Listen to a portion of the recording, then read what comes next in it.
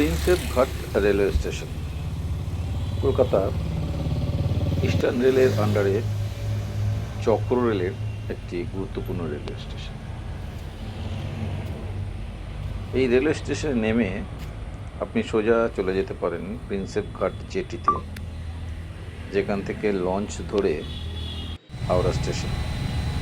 এছাড়াও এই প্রিন্সেপ ঘাট জেটি থেকে অনেক প্রমোদমূলক লঞ্চের যাত্রা শুরু হয়। গঙ্গার ঘাটে গিয়ে সুবিস্তৃত গঙ্গাবক্ষ, যাতে লঞ্চ অপেক্ষারত,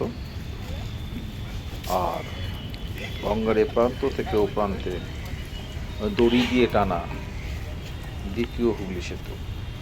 হ্যাঁ, দড়ি, তবে এ দড়ি লোহার দড়ি। গঙ্গার যে জলের গতিপথ, যে গতিধারা, সেই গতিধারাকে কোনো রকম বিব্রত না করে, মাঝখানে কোনো পিলার না তুলে, দুটো ক্যান্টিলেভার ব্রিজ মুখোমুখি এসে যুক্ত হয়ে তৈরি হয়েছে দ্বিতীয় হুগলি সেতু। গঙ্গার ঘাট থেকে ফিরতি পথে লেভেল ক্রসিং ক্রস করে সোজা ঢুকে যাওয়া যায় প্রিন্সেপ ঘাট উদ্যানে। এখন প্রশ্ন হলো, কে এই প্রিন্সেপ, যার নামে ঘাট, যার নামে জেটি, যার নামে রেলওয়ে স্টেশন, এবং যার নামে কলকাতার একেবারে হৃদয়ের মাঝে এত বড় একটি জায়গা নিয়ে এক স্মৃতিসৌধ? এই জানার ইচ্ছা নিয়ে প্রিন্সেপ ঘাট উদ্যানে তার স্মৃতিসৌধের কাছে ঘুরে বেড়াচ্ছিলাম। সেখানে দেখলাম একটি ফলকে তার সম্বন্ধে কিছু তথ্য দেওয়া আছে। এই জেমস প্রিন্সেপ জন্মগ্রহণ করেন 1799 খ্রিস্টাব্দে 20 আগস্ট, আর ইনি মৃত্যুবরণ করেন 1840 সালের 22 এপ্রিল। তা এই জেমস প্রিন্সেপের সাথে ভারতবর্ষের, বিশেষ করে কলকাতাবাসীর সম্পর্ক কিসের? দেখা যাচ্ছে 1819 সালে এই ভদ্রলোক ভারতবর্ষে আসেন। 1829 সালে, অর্থাৎ 10 বছর পর, কলকাতার ট্যাক্স সালে এসএ মাস্টার হিসাবে উনি যোগদান করেন এবং একই সঙ্গে এশিয়াটিক সোসাইটির বাংলা শাখার সচিব পদেও কার্যভার গ্রহণ করেন। অর্থাৎ আমাদের তৎকালীন ইংরেজ সরকারের একেবারে কাছের লোক ছিলেন, এর জন্য গুরুদায়িত্ব উনি পালন করছিলেন।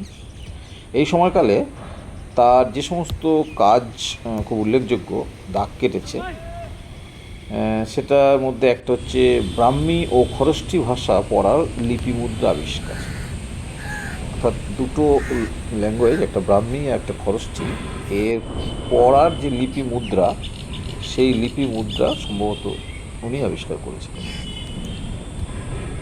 এছাড়া একই রকমের ওজন ও মাপের ধাতু মুদ্রা প্রচলন, অর্থাৎ মুদ্রা দাম অনুযায়ী একই দামের মুদ্রার যাতে একই রকম ওজন হয়, একই রকম মাপ হয়, সেই ব্যাপারটা যেহেতু উনি টাকশালে ছিলেন, তো ওনার আমলেই ওনারা প্রচলিত হয়েছিল। আরেকটি উল্লেখযোগ্য কাজ যেটা দেখা যাচ্ছে, সেটা হচ্ছে সুন্দরবন আর হুগলি নদীর মধ্যে সংযোগ রক্ষাকারী একটা সার্কুলার ক্যানেল উনি তৈরি করেছিলেন। জেমস প্রিন্সেপের মৃত্যু হয় 1840 সালে। তার ঠিক 1 বছর পরে 1841 সালে কলকাতার নাগরিকদের দানে, অর্থাৎ কলকাতার তার যারা শুভাকাঙ্ক্ষীরা ছিলেন, তারা চাঁদা তোলেন। কত চাঁদা তোলেন? 12,000 টাকা চাঁদা তোলেন। সেই 12,000 টাকায় হুগলি নদীর পূর্ব তীরে তার স্মরণে একটি দৃষ্টিনন্দন সৌধ তৈরি করেন এবং ওই সময় বিভিন্ন বিশিষ্ট ব্যক্তিবর্গ যখন কলকাতায় জাহাজে করে আসতেন, তখন এই ঘাটেই তারা পদার্পণ করতেন। অর্থাৎ এই প্রিন্সেপ ঘাটটি যথেষ্ট পুরনো, অর্থাৎ ইংরেজ আমলেই একটি খুব সক্রিয় এবং সৌন্দর্যযুক্ত একটি ঘাট ছিল, যে কারণে বিশিষ্ট ব্যক্তিরা এই ঘাটেই আসতেন। তা ওনার যে কাজগুলো তো আমরা জানলাম, এই কারণেই এই স্মৃতিসৌধটি তৈরি করা। এবং পরবর্তীকালে গভর্নমেন্ট অফ ওয়েস্ট বেঙ্গলের পূর্ত দপ্তর তারা এর ডিজাইন, স্থাপত্য ও সব কিছুকে অটুট রেখে এটার দায়িত্বভার গ্রহণ করেন, এর সৌন্দর্যায়নের এবং এটাকে ধরে রাখার। অবশ্যই যে সময় আর কি এটাতে কাজ হয়েছে, সে সময় তৎকালীন মুখ্যমন্ত্রী মমতা ব্যানার্জির অনুপ্রেরণায় সেটা হয়েছে, সেটাও এই বোর্ডে উজ্জ্বলভাবে লেখা আছে। তা আমরা দেখলাম যে এখন সকালবেলা এখানে কিছু সিনিয়র সিটিজেন সুন্দর তারা ফুটবল খেলছেন, কিছু প্রেমিক প্রেমিকা তারা প্রেমালাপ করেন, এবং এখন যে ফটোশ্যুটের একটা যুগ চলছে, প্রি ওয়েডিং ফটোশ্যুট ইত্যাদি ইত্যাদি, তার সুন্দর ক্ষেত্র হিসাবে এই জায়গাটাকে বাছা হয়। তা আজকে আমি একটু বিশেষ কাজে সকালবেলা এই অঞ্চলে গিয়েছিলাম, এবং আমি যে এই প্রিন্সেপ ঘাট উদ্যানটি দেখলাম, আপনাদের সাথে শেয়ার করলাম। এবং আমার যেটা মনে হলো, পরবর্তীকালে যে দ্বিতীয় হুগলি সেতুর যে প্রেক্ষাপটটা, এর পেছনেই যে দ্বিতীয় হুগলি সেতুর যে ছবিটা দেখা যাচ্ছে, সেটা এই পুরো উদ্যানটির সৌন্দর্য আরও বাড়িয়েছে। আজ এই পর্যন্তই। নমস্কার। যদি আবার সুযোগ হয় আবার আসবো।